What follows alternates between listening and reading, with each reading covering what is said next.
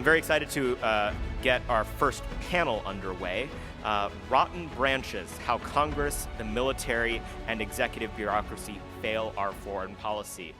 The failures in DC's foreign policy circles go far beyond the, scribblers at mainstream publications and think tanks. There are people in every branch of government responsible for a lot of the sins of our foreign policy establishment. And so we're going to have on some great speakers today to talk about their perspective on many of those mistakes. And so our first panelist and also the moderator of the panel is our dear friend Rachel Bovard. Rachel has over a decade of experience fighting for conservative policies in Washington. Beginning in 2006, she served both in the House and Senate in various roles, including as legislative director for Senator Rand Paul, who you guys will hear from later today. Rachel went on to serve as policy director for the Senate Steering Committee under successive chairmanships of Senator Pat Toomey and Senator Mike Lee, where she advised committee members on strategy relating to floor procedure and policy matters. In the House, she worked as a senior legislative assistant to Congressman Donald Manzullo and Congressman Ted Poe. She also served as director of policy services for the Heritage Foundation. In 2013, she was named one of National Journal's most influential women in Washington under the age of 35, and many of you will be shocked to know that she is that, as experienced as she is at her age. Her policy analysis and punditry appear widely in print and on television. She serves on the USA Today Board of Contributors and also as the senior tech columnist for The Federalist. Along with CPI's chairman, Senator Jim DeMint, Rachel is the co-author of Conservative, Knowing What to Keep. She also serves on the board of the Council for National Policy Action, the advisory board of American Moment, and both the advisory board and board of the American Conservative. She was born and raised in Dansville, New York, where she received her bachelor's degree summa cum laude from Grove City College in 2006, and she also holds a master's degree from the Graduate School of Political Management at George Washington University. In addition to her public policy pursuits, Rachel is an accomplished sommelier, a wine educator, and a diploma candidate in the Wine and Spirit Educations Trust. Hopefully, some of you get to enjoy one of her wine classes at some point. Please welcome Rachel Bovard.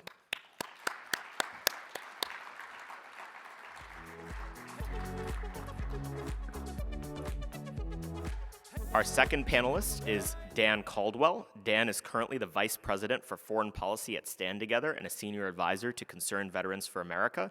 In these roles, Dan has led issue campaigns to reform the Department of Veterans Affairs and to end the American war in Afghanistan. So I guess check mark there. Well done, Dan. Dan enlisted in the Marines in 2005 as an infantryman. During basic training, Dan was selected for the Marine Corps' Presidential Support Program, in which he served as a member of the Marine Security Force at Marine Barracks, Washington, and the Presidential Retreat at Camp David. Upon completion of his tour at Camp David, Dan was assigned to 2nd Battalion, 1st Marines, where he served as an infantry team leader, squad leader, and vehicle commander. Dan deployed to Iraq in support of Operation Iraqi Freedom. Prior to joining Concerned Veterans for America in 2013, Dan worked for Congressman David Schweikert. He originally was a constituent caseworker focused on resolving constituents' issues with the Department of Veterans Affairs and Department of Defense. Eventually, he was promoted to Deputy Chief of Staff. Additionally, in 2012, Dan managed the successful re-election campaign of Congressman Schweikert in one of the most intense incumbent versus incumbent races of the 2012 election cycle. Dan graduated cum laude in 2011 from Arizona State University with degrees in political science and Asian history. He currently lives in Virginia with his 2 daughters. Please give him a round of applause.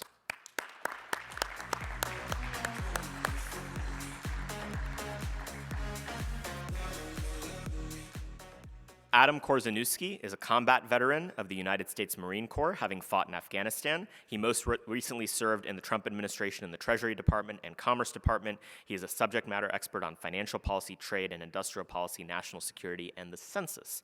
Adam previously worked on the 2020 census and finance and on several statewide and federal elections. He attended Columbia University for undergraduate study and the University of Pennsylvania Wharton for an executive education program. President Trump appointed Adam to the Presidential Council for Improving Federal Civic Architecture in 2021. Adam has appeared on a number of news outlets, radio shows, and podcasts. His writings have appeared in The American Mind, The American Spectator, Chronicles Magazine, and among other publications. He was a 2021 Claremont Institute Lincoln Fellow, a 2022 Club for Growth Fellow, and he'll be launching a new veterans advocacy organization in the near future that I'm sure all of us are very excited for. Please give him a round of applause.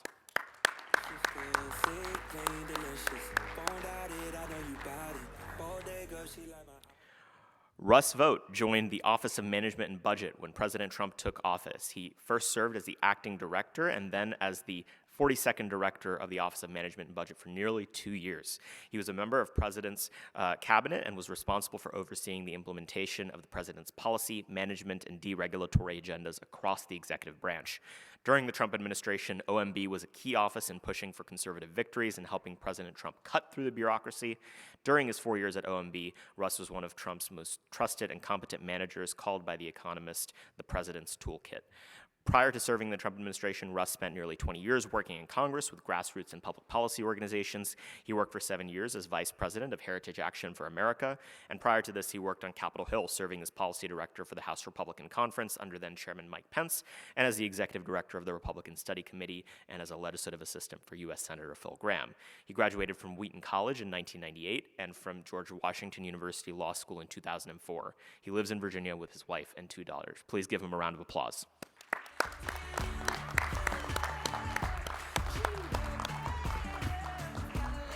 To give you an idea of how this panel will go, each of the panelists is going to give 5 minutes of remarks on how they think about the panel overall, and then they'll transition to a moderated discussion and then Q&A.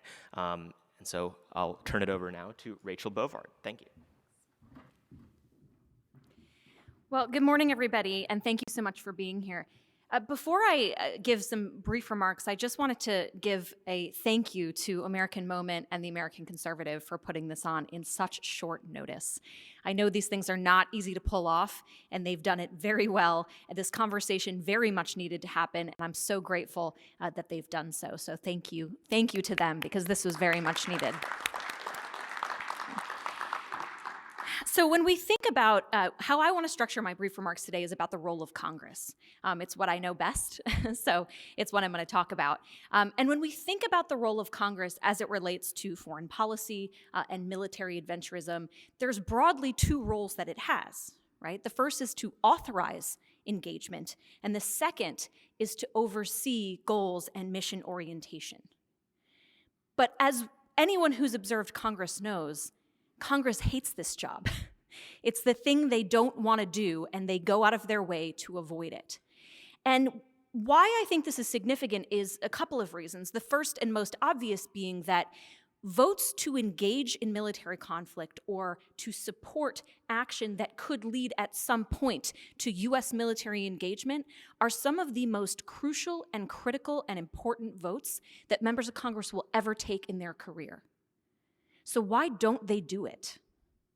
That's a question that we can get into on this panel. But there's an anecdote that I love to tell, actually has to do very much with Congressman Thomas Massie, who you just heard from, that I think is very illustrative of this point. This happened way back in 2018, if you remember.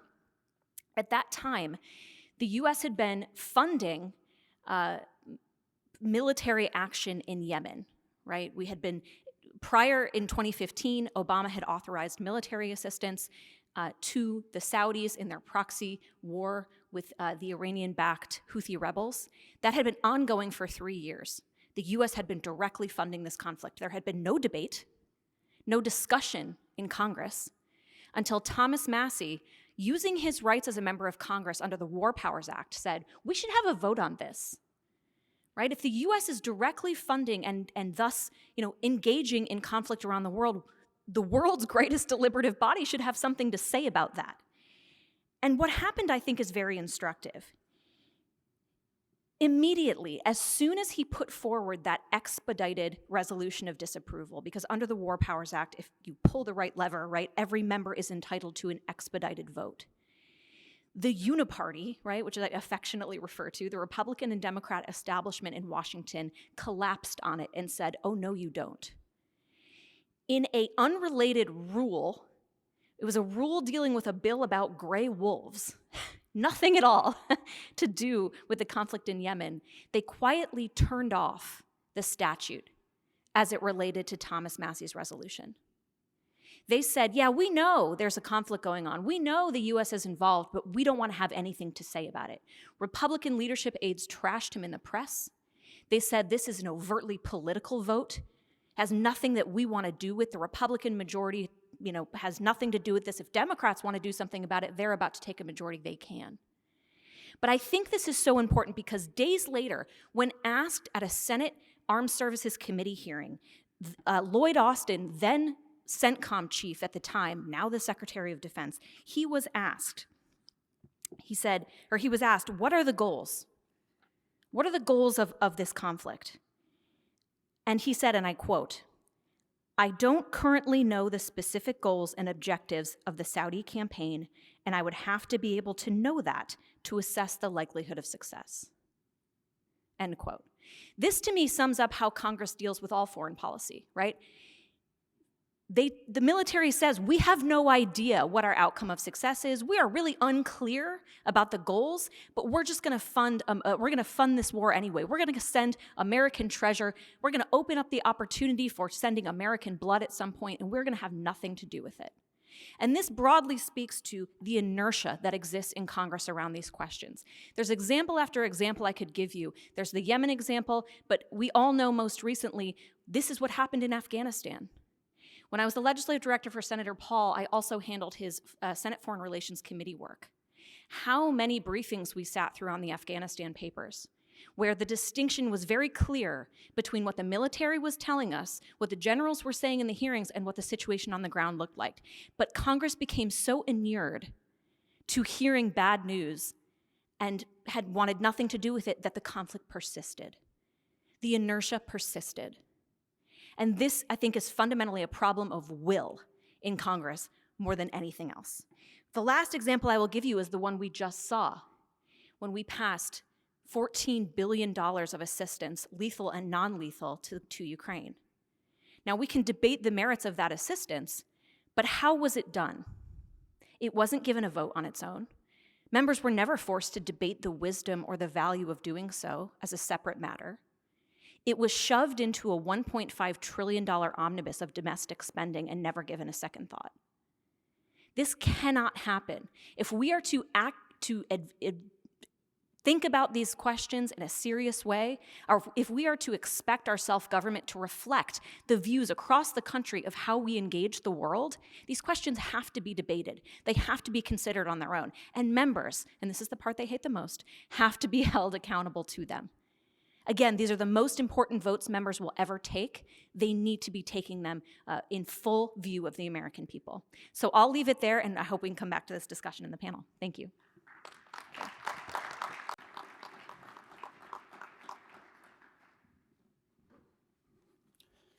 Thank you, Rachel. I also want to start off by thanking both American Moment and the American Conservative for having me here today. I also have to say I'm honored to be on a panel with two good friends of mine, Russ Vought and Rachel Bovard, and also on a panel with a fellow Marine like Adam. I also need to give further credit to American Moment and the American Conservative because most think tanks are too afraid to have two combat vet Marines on a panel lest some inappropriate things are said, and maybe not, there's some violence after or before the panel. But I kind of actually want to, I'm glad that I'm following Rachel because I think my remarks in many ways kind of build on hers, and particularly in regards to what are the problems plaguing our institutions that are responsible for shaping and executing American foreign policy. And the first is something that Rachel just referenced, and it's a lack of accountability. And the second is the political incentives around foreign policy, or what the perceived political incentives are around foreign policy. I want to start off with accountability. I think it's obvious to anybody who follows the American foreign policy debate closely is that there is a fundamental lack of accountability for those who are responsible for executing and shaping our foreign policy, particularly for those who are responsible for driving foreign policy disasters like the Iraq War. And this includes the military, this includes Congress, this includes the executive branch, it also includes the media and our think tank community. Time and again, you don't see any professional consequences for those who help execute foreign policy disasters, not just Iraq, but Afghanistan, the campaign to arm so-called moderate rebels in Syria, Yemen, which Rachel just talked about, and also commentators and policy analysts who are routinely wrong about foreign policy are still given six-figure media contracts and top billing in our top newspapers' editorial pages. If anything, there are more negative consequences for being right about American foreign policy. Look what's happening in John Mearsheimer right now. So as a result, time and time again, you see the same cast of characters popping up during crises, pushing the same failed ideas over and over again. During the last couple weeks of the Afghanistan withdrawal, you couldn't turn on the television without seeing John Bolton, H.R. McMaster, David Petraeus. All these individuals were at various points responsible for our failed policies in Afghanistan and were more responsible than either President Trump or President Biden for the failures there, yet they were held up as the people that were right about Afghanistan, even though the results of that war showed that they were the ones that were wrong. I want to be clear, this isn't a problem that is confined to one side of the political aisle. This is a bipartisan problem. For example, last week, look who the Republicans had at their policy retreat in Florida. Do they have somebody like Bridge Colby or Will Ruger, two foreign policy leaders on the right who have been willing to say that conservative foreign policy over the last 20 years hasn't worked and we need to go in a new direction? No, they had Condoleezza Rice, President Bush's first national security advisor and his second Secretary of State.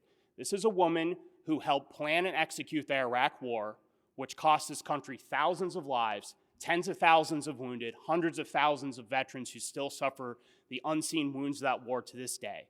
She helped start the failed Afghan nation-building project, and she helped implement policies like opening the door to NATO membership to Ukraine, which is in large part driven the crisis we are facing in Eastern Europe today.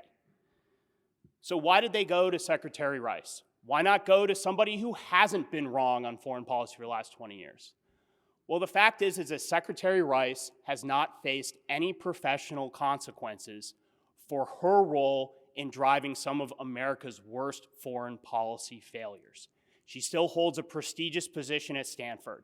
She's still on corporate boards, and she's still allowed to go on cable news and rail against Russia's illegal wars of aggression without any pushback from the host.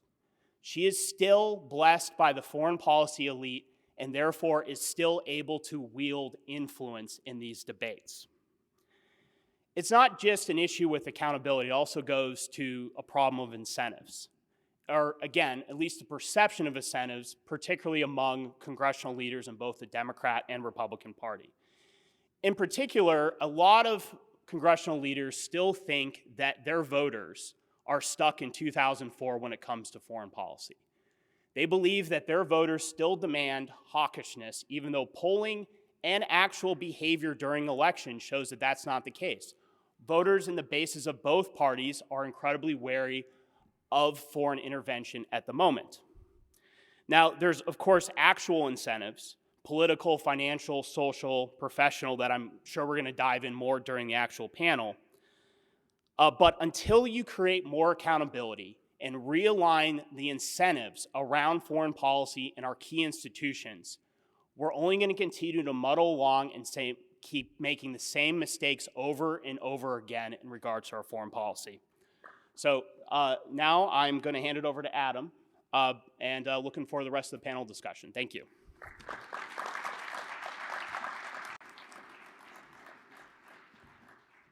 Good morning, everybody. Thank you very much for greeting us so warmly.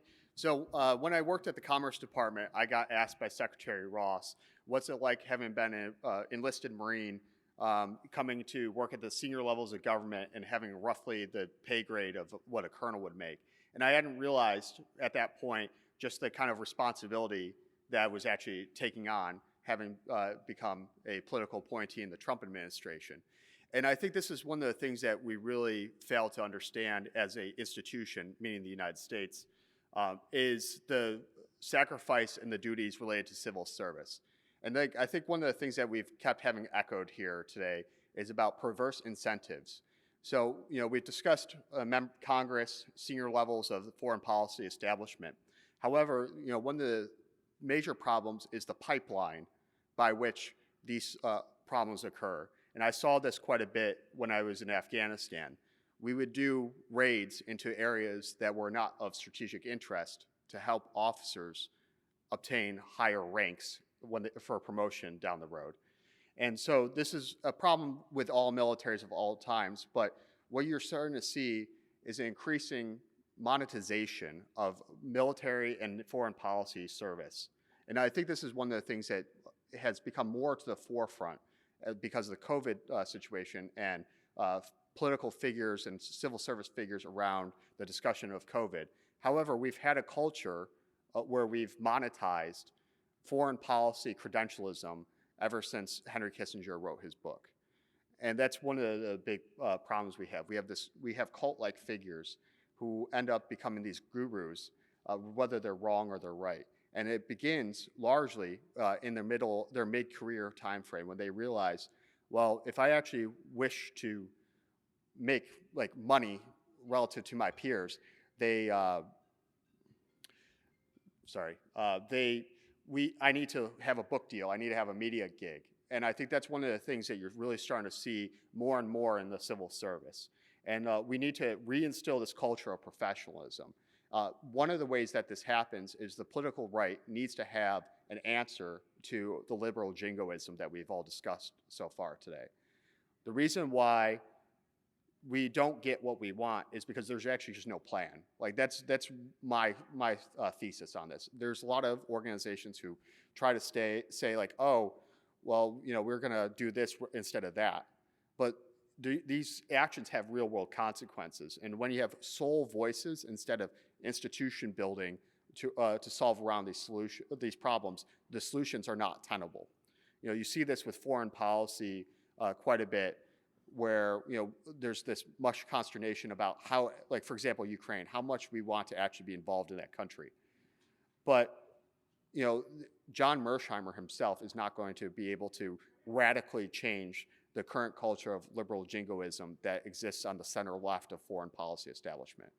And so it's incumbent upon us to actually put pen to paper and actually develop a practical, real world solution. Realism, whether big R, small r, doesn't really matter. Being realistic about foreign policy and the military, solutions to the military, the crisis in the military, has to come from the idea of being able to execute on it. One of the major things that you're taught as a junior Marine is the importance of execution, right?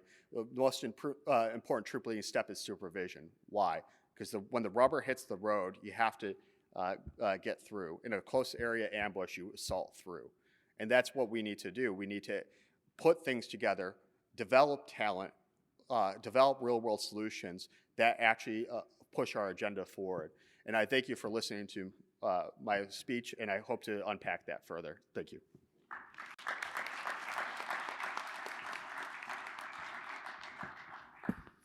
Well, let me join the chorus of people saying thank you for putting this on. I don't think you could experience the bombardment that we have had of the neoconservative moment that we are in without some opportunity to gather and strategize with people with a different perspective. I want to share my perspective of being a part of the executive branch for 4 years. Prior to that, I was in the congressional staff and share many of the perspectives that Rachel have. But I served 2 years as the deputy and then 2 years in the director role. And I was able to experience what the policy process looks like, to sit at the situation table, to understand how these decisions get made, what the debate is like. And what I experienced was a policy process that was completely disconnected from the views of an elected president. It was designed to gather what the interagency believed in order to defend the liberal rules-based order, which I can't tell you how many times was in a briefing memo, to my great frustration, over and over, and trying to think, okay, what does that actually mean in this context? It was a process preoccupied with tinkering and not zooming out to ask the paradigm-shifting questions, such as, why are we still in Afghanistan? Why are we on a collision course with Russia? Why haven't we brought our troops home from Europe? Shouldn't we prioritize the China fight above all else? Are Japan and Taiwan ready to defend themselves? Why is it just that the Army, the Navy, and the Air Force just so happen to get the same share of the budget? These are the questions that leaders should be thinking about and answering and giving solutions to the president. They are never even broached within the foreign policy process or the defense process of the executive branch. It is a system that assumes that a president who asks these questions is wrong or does not mean what he says. We saw that part in the decision to move the embassy in Jerusalem. And thus the process makes no attempt to do what he means. In other words, its solutions range in shade from insubordination to incoherence. It's the endless preoccupation and debate about the execution about small ball moves or means versus the proper ends. It's endless briefs skewed towards minutia, mind-numbing minutia, directionally serving the status quo or policy that anyone sitting at home on their couch watching television, if they were witness to the discussion, would say, that's not where the president is. At worst, it can be an active effort to strategize on how to gang up against the president and somehow convince him that he is wrong and exclude alternative viewpoints to do so that there's a false sense of unanimity in the Oval Office. We saw that with Afghanistan. Why did it take us 2 years to have an Afghanistan plan? It's because successive national security advisors decided that they were going to spend all of their time going back into the Oval Office repeatedly to convince the president that he was somehow wrong and he had run a campaign for the presidency on wrong ideas.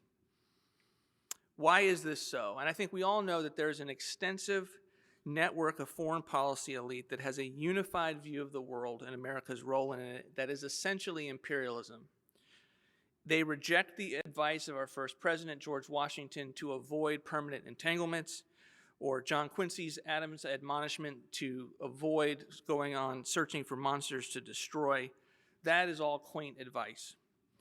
That was before the Great Wars that taught us everything, that we are now a big country, a strong country, and that advice is somehow far dated. But most importantly, they have the expertise, the credentials, the know-how to make elected or appointed officials seem or feel like they know what they are doing, and thus they are relied on for the people in office. And this is your deep state. And it's not just your national security agencies, but the national security agencies have certain commanding heights that allow them to have advantages that non-security agencies do not. But before I explain that, I don't want to rush past. Don't underestimate the degree to which the policy officials simply don't want to look stupid. And so they rely on this network of elites to be able to go out there and give them their talking points and avoid taking a controversial position that they might not have the staff support. And somehow, as a result, the president never gets the benefit of their very best viewpoints. Number two, the national security agencies have certain advantages, and that is secrecy and the ability to classify and overclassify and thereby exclude. Anyone asking unhelpful questions is automatically on the list of people who do not need to know. And the people making the decisions about compartments and intelligence are the people that are trying to jam through the policies through the executive branch.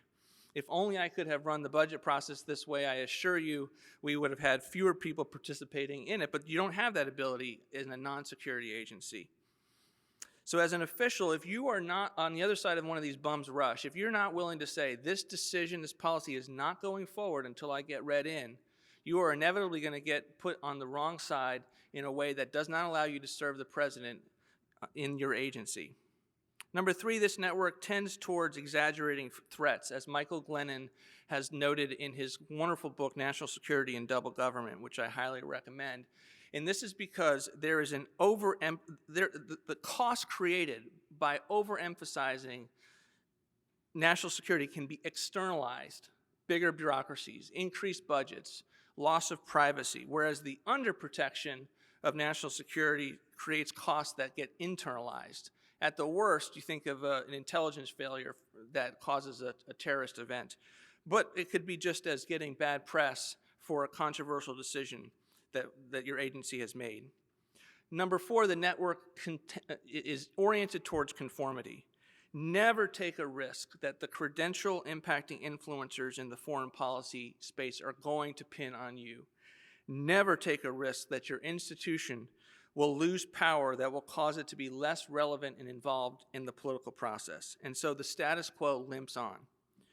And number five, the process benefits from the fact that in the executive agency, everything policymaking is bubbling up. It's not top down. It should be, it can be, but it takes great will, great attention early in the process, and it requires the officials, the policy officials, to understand how their agency works so that they can work backwards to accomplish what the president is trying to do.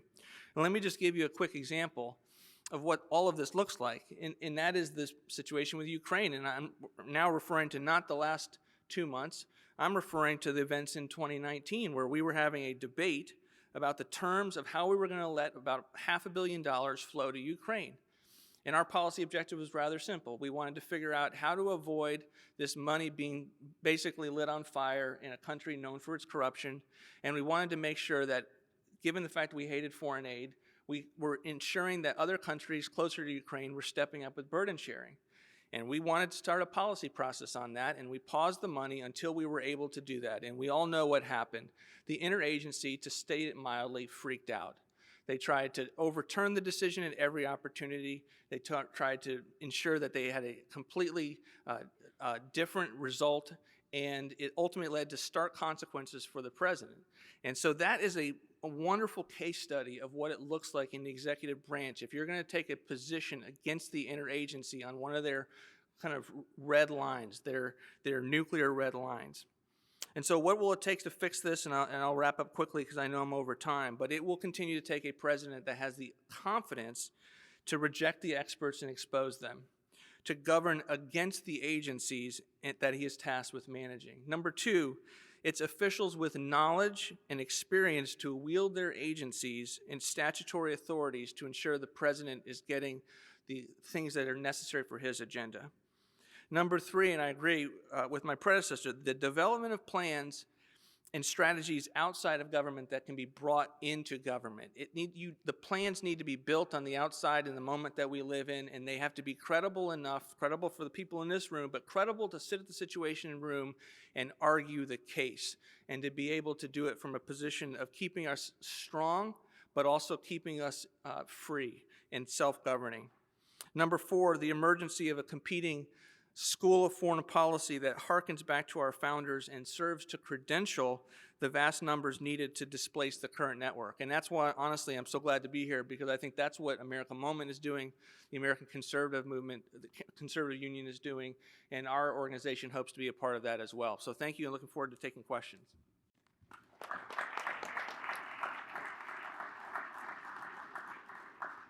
Well, thank you all. You can hear me? Okay, good. Thank you all for those remarks. I'm going to do a brief moderated discussion, and then we'll open it up to Q&A. So please get your questions ready. But I think there's so many threads that we can pull here. And Adam, maybe I'll start with something you touched on, which is the incentives within the military itself toward what I would classify as groupthink. You know, maybe you would classify it as something else. And obviously, I want to open this question up to Russ and Dan as well. But something that I observed over and over and over again was, again, as I mentioned, this disparity between what the generals were telling us and what the situation on the ground actually was. And in many cases, they almost seemed to be the opposite. But there were zero consequences, and the zero alteration of the plan to reflect those ground situations. So I wonder if you can talk about that. Yeah, absolutely. So I like to use a Marine Corps term called dropping your pack, and I'm sure the Army has it too, where you basically give up you abdicate your personal responsibilities and your duties, and what happens is there's this culture of cashing out, right? Especially with generals and senior officers looking towards retirement, and so they want to get those sweet board positions. They want to be managing directors at banks. They want to go work in private equity, whatever have you. Because it's not just the military-industrial complex itself, or its intelligence version of it in the contracting world. It's actually like corporate America, because there's quite a bit of purchase with it. So there's this effort to pad resumes in a kind of very aggressive way that I don't think people really understand in the civilian world, because there's a culture of it's a very long-winded explanation, but you basically are as strong as your network once you get to the more senior ranks in the military. And if you're not willing to go along to get along, you're going to be stopped out at some point as a senior officer. And this is something that's very apparent to the enlisted folks like myself, because you actually just see it, and you see this jockeying that's very weird. It's very strange, and it doesn't really exist in the civilian world quite the same way. And I think that's really where it's going on. And that's what happened in a lot of the Pentagon Papers. Dan, Russ, how do we fix that? Well, Rachel, you talked a lot about Congress abdicating its responsibility. Once you reach a certain level, I could be wrong, I believe it's promotions to brigadier general or above, these nominations go in front of Congress. And I think that members of Congress should not be afraid of shiny stars on shoulder boards. If a general has a bad record as a colonel or a lieutenant colonel, or bad as a division commander or corps commander, then they shouldn't be promoted to combatant command. I think now that with the benefit of hindsight, if you look at David Petraeus's career, for example, there were a lot of warning signs throughout his career and how he managed lower level units that he would be a problematic commander as he reached these higher levels.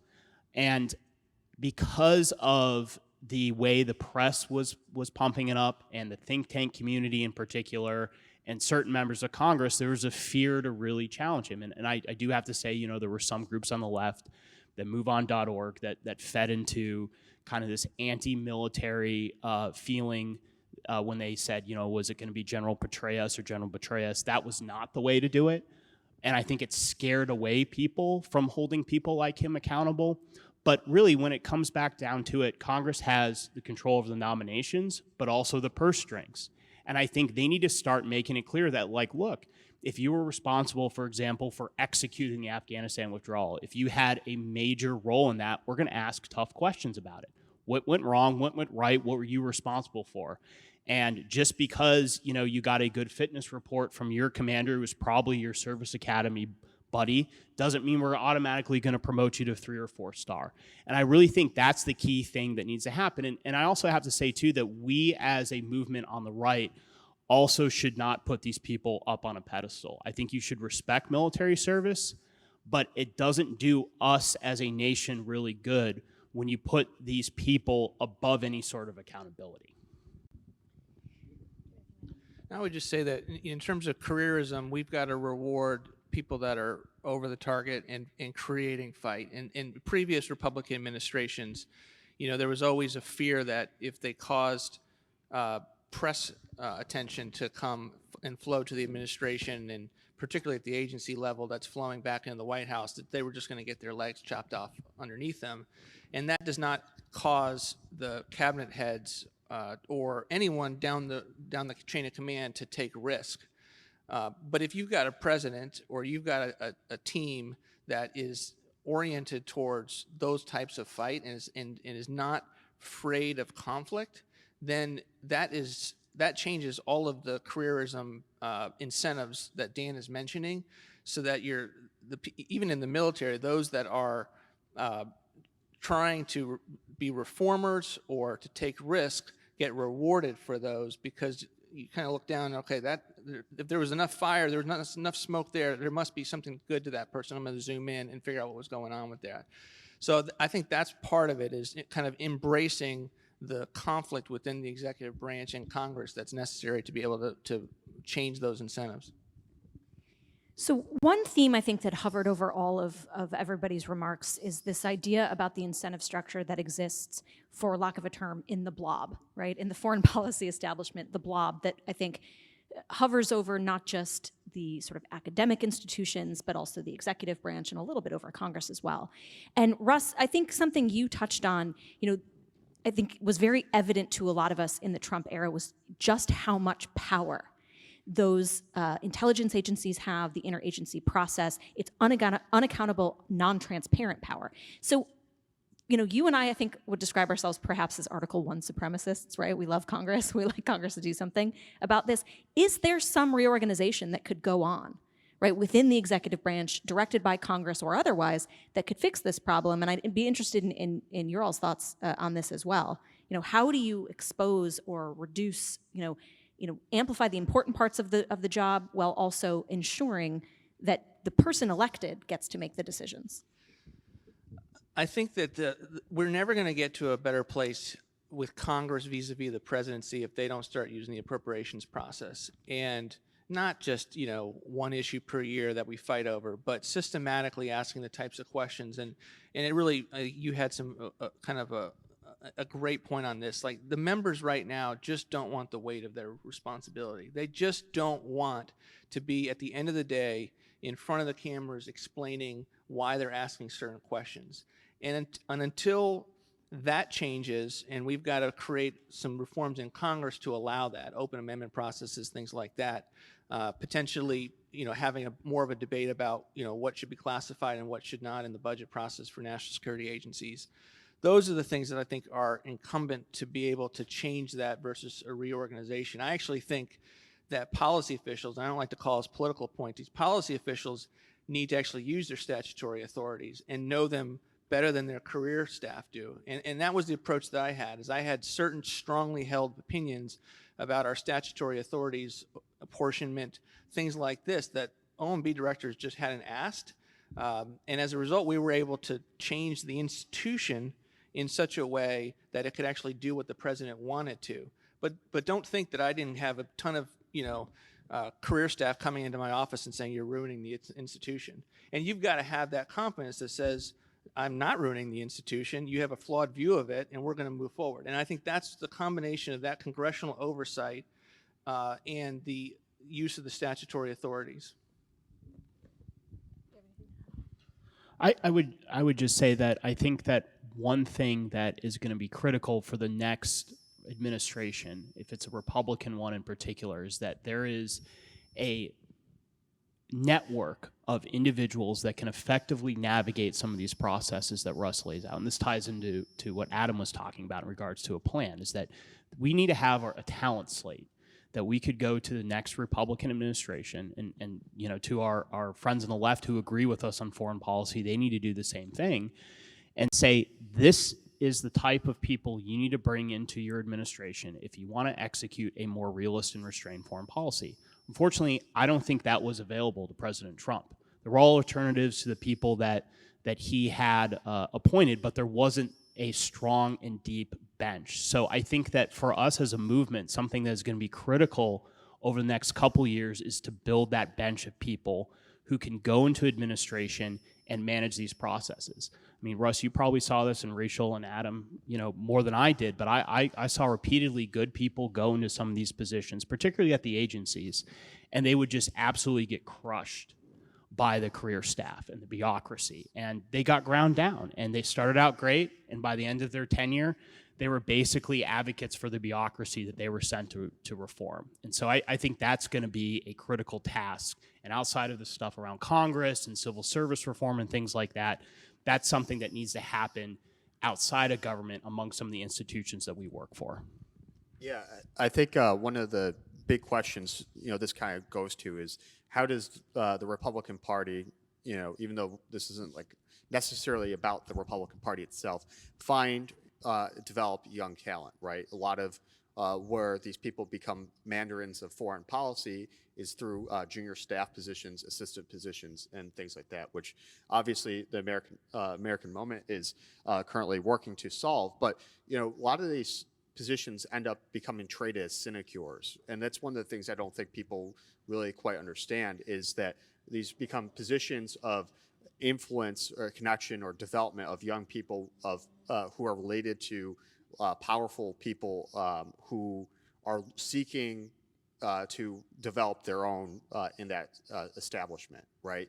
And there's a definitive and strange lack of merit when it comes to developing these positions. I was around 2018, 2017. I was banging on doors when I still worked in a different industry, trying to address the fact that the Republican Party, that the Democrats were literally coming to my college campus to actually recruit veterans who are going to like high-level education programs. They're pipelining them into graduate school programs.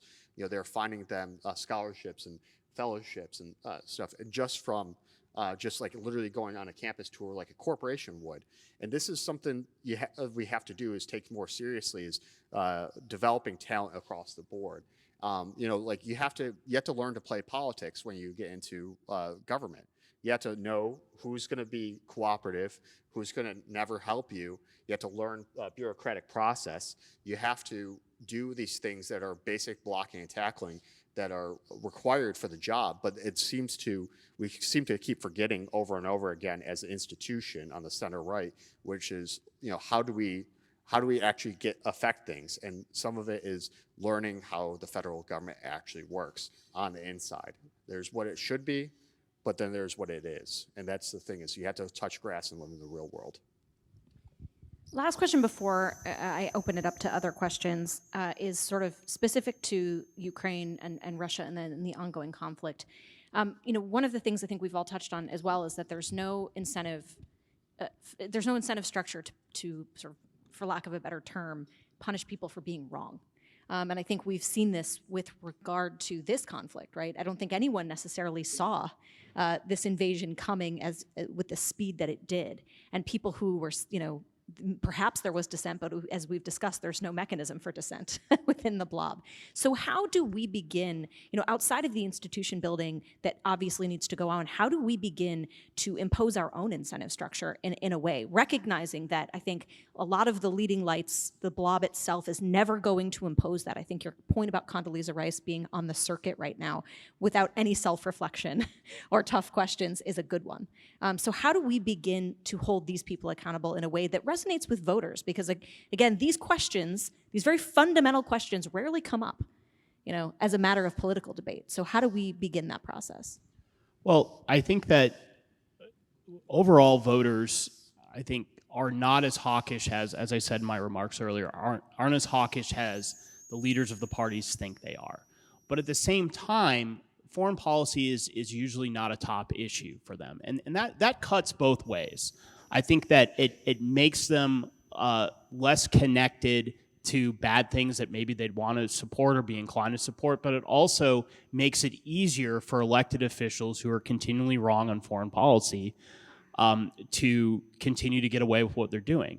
And I think this is a big reason why one of the groups that I work with, Concerned Veterans for America, is so focused on educating and activating grassroots voters and making their elected officials feel like this is a top issue for their voters and that they need to support a more restrained foreign policy, and that the political benefit is for more restraint as opposed to more intervention or primacy abroad.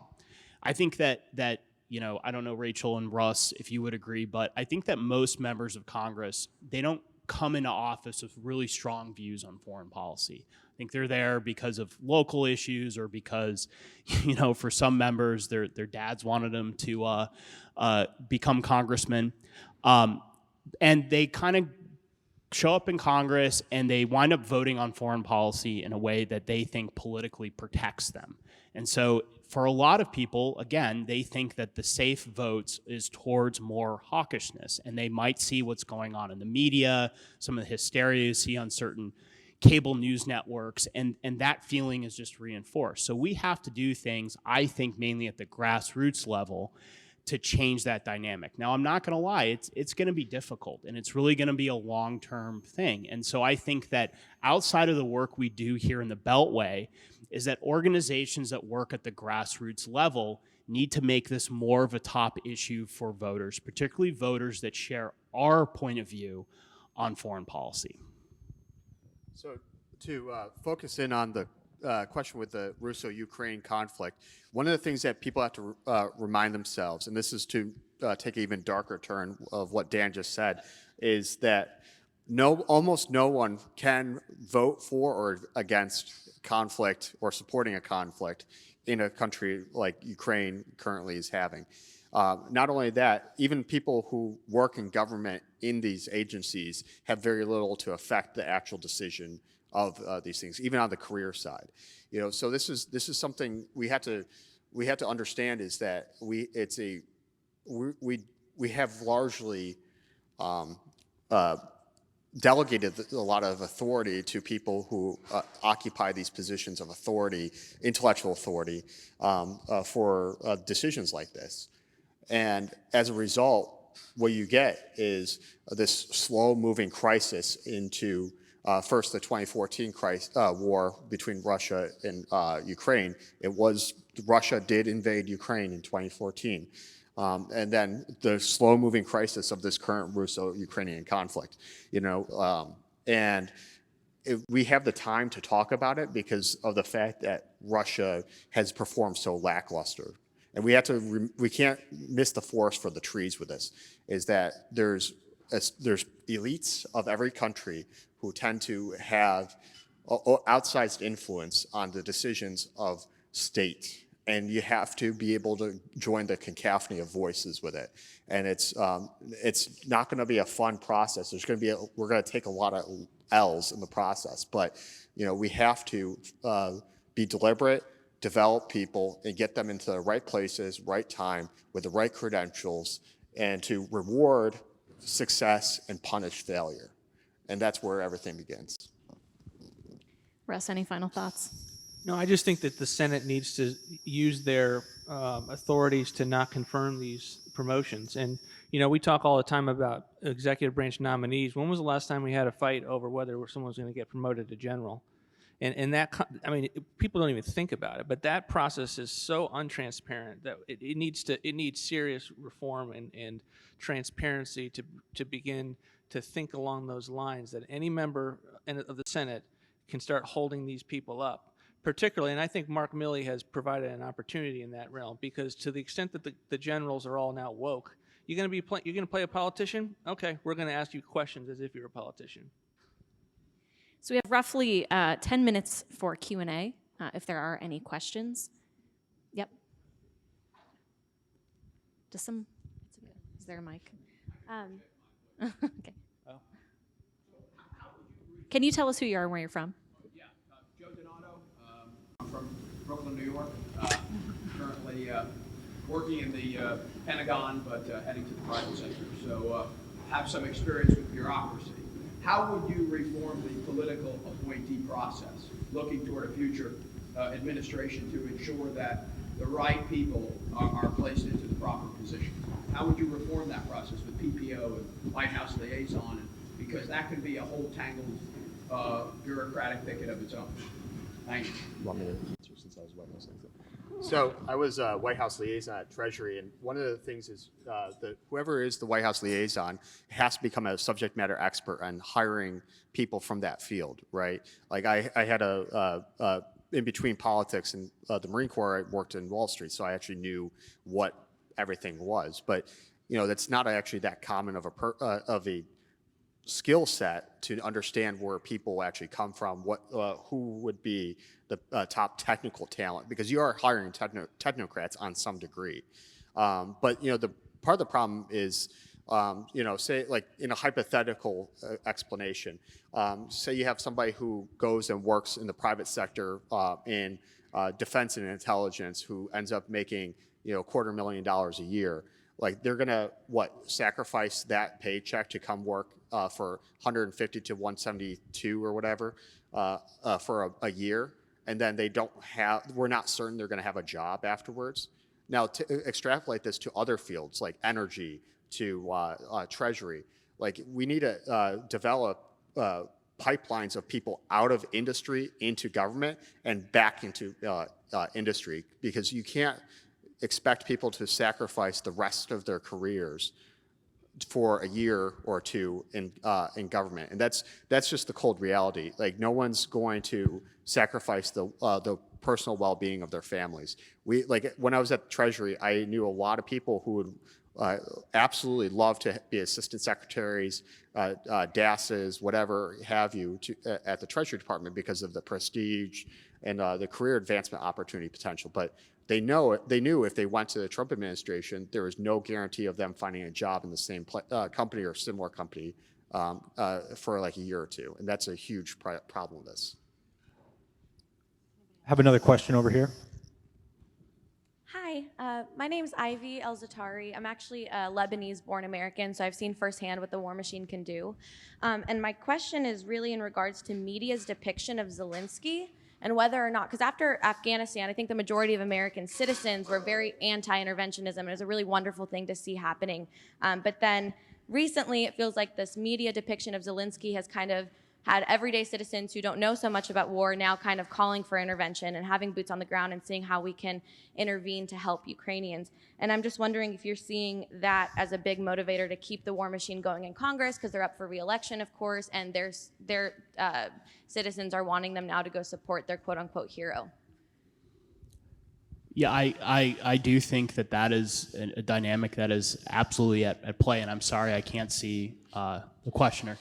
I'll just pretend you're over this way. But again, I don't think Zelensky is a bad guy. I think he's a leader in a very difficult position. But it is worth remembering that prior to the invasion, he was at something like 20 or 30% approval rating. He was trying to imprison his predecessor. He was, he just actually did recently ban political parties. He shut down media networks. And again, he is in his country with his system of government and facing an incredibly difficult situation. But at the same time, those are not things that a liberal Democrat should or would be doing in an ideal world. And so I think that the depiction of him is really detached from reality, and particularly his record. And I also got to say that it's actually not helping him. And it's not helping the people of Ukraine because it's creating false expectations about what they can and can't do. I'm going to steal a line from a friend of mine that, Ukraine doesn't have great friends here in Washington, and they want them, in effect, to fight to the last Ukrainian in this war and not accept the reality that really the best path out of this is a diplomatic solution. So I think you've hit on a great point, and I would argue that not only is it potentially hurting the American response and pushing us closer to escalatory actions that could widen the war, it's also really not helping the people of Ukraine at all.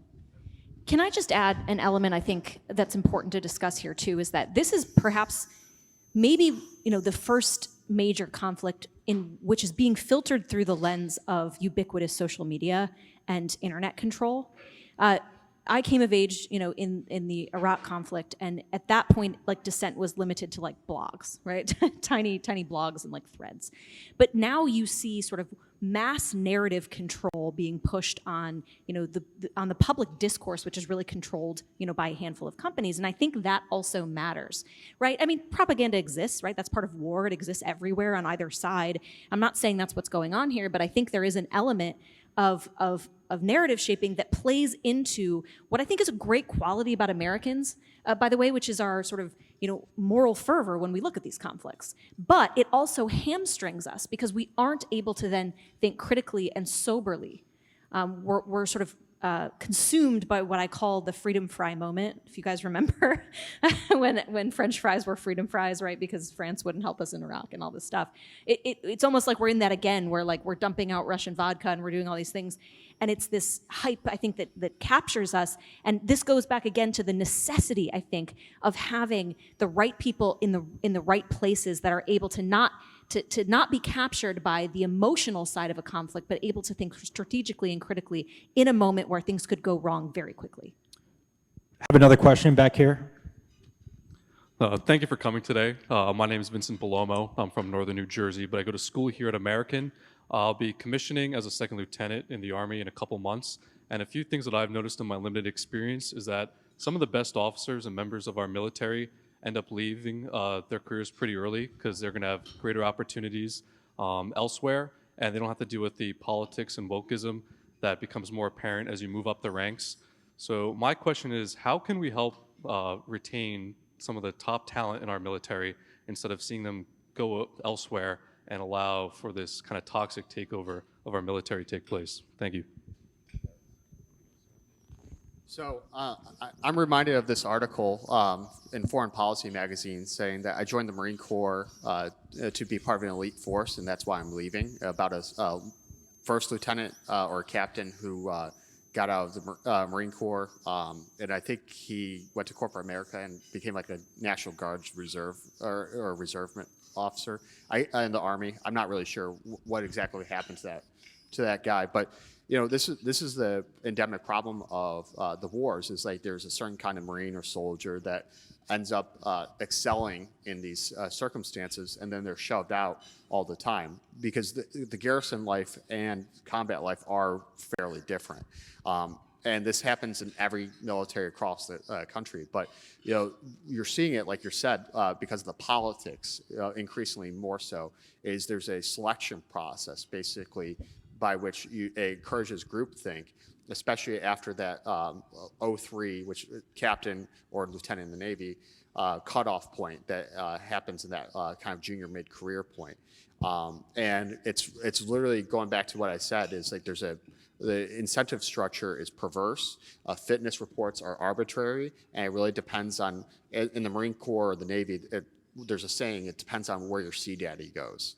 Like if your sea daddy's gonna bring you along with you on his career, you just follow suit with that person, and you use that as a sinecure. So, career advice real quick is play the game and don't be a hero. Dan? Yeah, I would just quickly say that, I mean, outside of the current fights around wokeism, some of the policies of the current administration around the wars and whatnot, is that really once you get past a certain rank, particularly captain in both the Marine Corps and Army, particularly combat arms, is that the job changes drastically. When you're a major and lieutenant colonel, it's a lot more office-based. There's a lot of jokes, and you've probably heard them about PowerPoint. That becomes the job, and that's really a stark, really change in your day-to-day life. And I think that for some, it's not a change that they really enjoy. And I think that more than anything is a big driver of people getting out after their 4-year or even their 8-year. That's not to diminish all the things that Adam said, or some of these challenges that you're hearing, about having now to incorporate lessons that are influenced by things like critical race theory into your anti-discrimination training, or some of the other things that are going on in the service. But that's something I don't have the answer on how to fix that.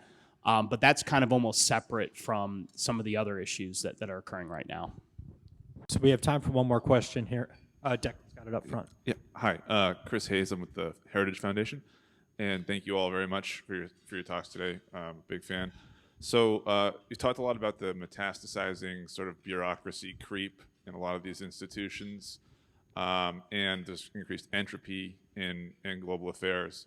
So they're really effective at, so experts are manipulating the media, et cetera, to lay the suffering of foreign people at the feet of the American taxpayer, basically. So do you have a positive vision of the future? If everything goes right, a counter argument to some of the narratives that we've seen in Ukraine and can expect to continue to see in other parts of the world as entropy increases? Well, I think that oftentimes when we look at what American action can do, the assumption is that it always will have a positive impact on the people that we're trying to help.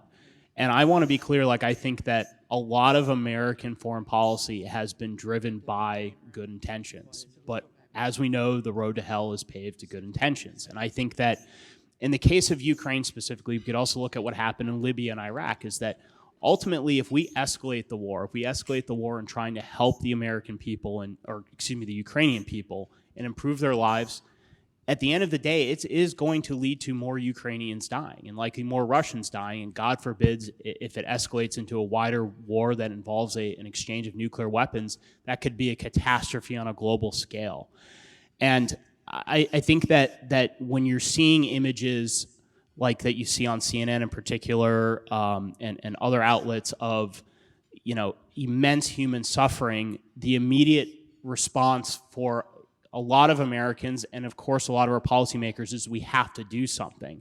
But I think the hard message that needs to be delivered is that doing something will in many cases make things work. And it's not because we're evil, or, I don't buy a lot of the anti-imperialist far left rhetoric, but that's just a reality of American power. Like when I was in Iraq, and I'm sure when Adam was in Afghanistan, we went out of our way. We bent over backwards to avoid inflicting harm on civilians. Not all units did, and there were a lot of mistakes made. But even then, even when your units were doing the best to avoid that, you still disrupted the lives of everyday Iraqis and Afghans, and you would wind up, in some cases, accidentally, hurting or killing them, and that is a natural consequence of these interventions, even if it's intended or not, and a lot of policymakers want to deny that that's the case.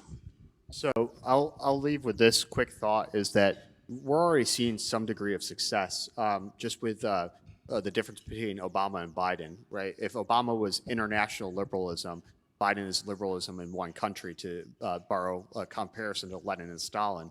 And so, there's a reluctance by the Biden administration to engage in certain follies that Obama would have. Obama famously came to the rescue of the European Union intervention in Libya, right? There's a kind of a liberal hostility that the Biden administration has taken that's atypical in the past, and I think that's partly a shift because of the voter base. The Democrats really kind of are forced to actually have some sort of moderation when it comes to doing something for the working class if it's just not trying to engage in certain conflicts. We can debate at length of what our influence in Ukraine should be, but so far the Biden administration being relatively disciplined in action about not being involved in a direct conflict with Russia seems to be actual progress. I think we actually are seeing some good things coming as a result. Let me just add something on this one too. In my mind, I don't love the way you frame the question, but I would just say what success is that we're going to, as a country, as a foreign policy officials and thinkers, we're going to start to have debates about what are our commitments overseas, and should those be permanent commitments? And we should, as a country, go down one after another and just take those to the American people and just say, is this something that you're willing to fight for? If it's not, maybe we should think about it differently. And then to think through, how do you stay strong so that you can revise those entanglements and ensure that maybe Australia and Japan take on this aspect, and so that you pull back over time, not creating vacuums, do it in competence so we don't see what happened in Afghanistan, but to do it over time and have those debates with the American people, because I honestly think that's where they are. But that's my notion of a positive agenda, is to reassess, to revise these entanglements, to foster in our people, in our elites, a clear-eyed soberness, like what is our interest here? You don't say things that bind your country that your people will not fight for. That, I think, is the fundamental thing that we've got to reestablish in our foreign policy consensus. And quite frankly, it's going to require our elites to get off of television and stop worrying about every single thing that's happening in the world. I mean, you got to relax at some point and just not realize, I'm not responsible for that. That's not our job. What happens in Malaysia, I'm sorry, it's not our problem. In fact, to the extent that it is our problem, and you've got a solution, it's going to hurt our posture vis-a-vis China. So those are the ways we've got to think about it and to be able to foster that. All right, well, thank you, everyone. We'll leave it there.